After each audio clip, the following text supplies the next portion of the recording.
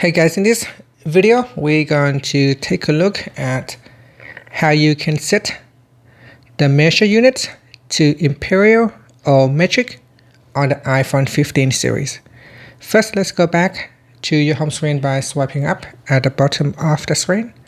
Then from the home screen, tap on settings.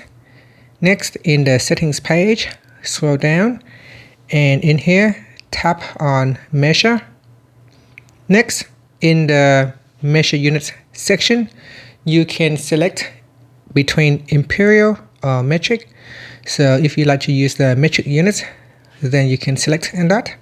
And after, tap on the back key or swipe up to go back to the home screen.